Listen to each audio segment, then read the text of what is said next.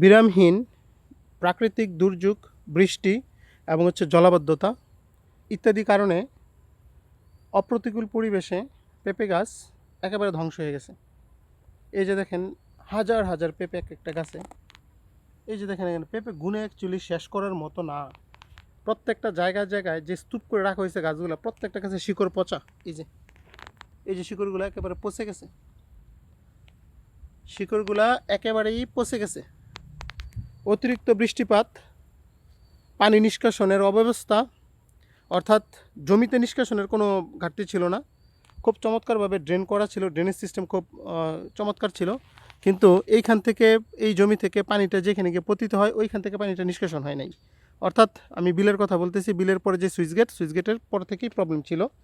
আচ্ছা, কৃষকের কোনো ঘাটতি ছিল না, পরিশ্রমের বা প্ল্যানিংয়ের কোনো ঘাটতি ছিল না, ঘাটতি ছিল ওই সরকারি খাল ব্যবস্থাপনায়।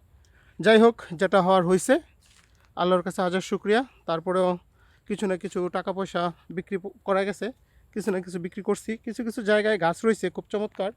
এই যে দেখেন মূলগুলো একেবারে পচে গেছে। এই যে পেঁপের কী অবস্থা দেখেন, এক একটা গাছে কত পরিমাণ পেঁপে, একেবারে মানে ঝাঁকড়া বাঁধা পেঁপে। যারা এই বাগানটা ফেসবুকে আগে দেখছেন তারা বলতে পারবেন যে কত চমৎকার যে ছিল, বা প্রোডাকশনের যে কী পরিমাণ প্রোডাকশন যে ছিল বাগানটাতে। কয়েকটা গাছ আমি আপনাকে দেখাই এক্সাম্পল স্বরূপ। এই যে দেখেন একেবারে গোড়া থেকে পেঁপে, কী পরিমাণ পেঁপে। এটা থেকে কিন্তু অনেক পেঁপে বিক্রি হয়েছে। এই যে দেখেন কী অবস্থা পেঁপের। এই গাছটা টিকে গেছে বা রয়ে গেছে। এটা কিং জাতের একটা পেঁপে, ভিতরে একদম লাল হবে। ওই যে দেখেন ওইখানে কীভাবে পেঁপে আসছে। তো যাই হোক, আল্লাহর কাছে শুক্রিয়া। আল্লাহর কাছে কোনো কিছুর শেষ নেই। আল্লাহর কাছে হাজারো শুক্রিয়া, যেটুকু বিক্রি করছি যদি এইটুকুই না করতে পারতাম, এই জন্য আল্লাহর কাছে হাজারো শুক্রিয়া। এই যে এই গাছগুলো থেকে প্রচুর পরিমাণে ফল হারভেস্ট করা হয়েছে, বিক্রিও করা হয়েছে।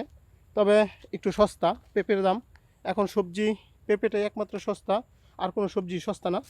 এই যে কী অবস্থা, এই গাছগুলার শিকড় মূলত পচা, শিকড় পচে গেছে, যার কারণে এই গাছগুলো থেকে আশানুরূপ ফসল আর আশা করা যায় না। ঠিক এই কারণে এগুলো কেটে ফেলা হয়েছে। প্রত্যেকটা গাছেই যথেষ্ট পরিমাণ ফল ছিল, মানে একেবারে মানে আল্লাহ ছাপ্পর ফাড়কি দিয়েছিলেন। এই যে দেখেন কী রকম পেঁপে, এক একটা পেঁপের সাইজ প্রায় 3.5 থেকে 4 কেজি হবে। 3.5 থেকে 4 কেজি, এটা একেবারে নর্মাল ব্যাপার। আর আমি যদি দেখাই আপনাদেরকে কী পরিমাণ পেঁপে আসছিল, যেগুলো থেকে হারভেস্ট করা হয়েছে পেঁপে দেখাই যাচ্ছে। এই যে দেখেন একেবারে গোড়া থেকে পেঁপে, এই যে মাটি ভরে আছে, অর্থাৎ একেবারে মাটির গোড়া থেকে পেঁপে আসছে, একেবারে গোড়া থেকে পেঁপে। এরকম প্রত্যেকটা গাছই এরকম পেঁপে ছিল। তো যাই হোক, আল্লাহর কাছে হাজার শুক্রিয়া। আল্লাহ যা করেন মঙ্গলের জন্যই করেন। এখন এই জমিটাকে আবার পরিষ্কার করা হচ্ছে, বা আবার আপনার নতুন যে হাই ভ্যালু ক্রপস আছে ওইটা টার্গেট করে এই জমিটাকে পরিষ্কার পরিচ্ছন্ন করা হচ্ছে, যাতে করে পরবর্তীতে যে ফসলটা করা হবে এটা যেন আগাম বাজার দরটা যাতে ভালো থাকে এবং আগাম যাতে সবজিটা উৎপাদন করা যায়। ঠিক এই জন্যই এখন এটা কেটে ফেলা হচ্ছে। অর্থাৎ এই মানে একটা কথা আছে যে মরা ফুত লইয়ার কান্দা লাভ কি, মরা ফুত লইয়ার কান্দা লাভ নাই, অনেক যেইটা হওয়ার হয়েছে ইত্যা ফালাই দিয়া আবার নতুন করে শুরু করতে হইব।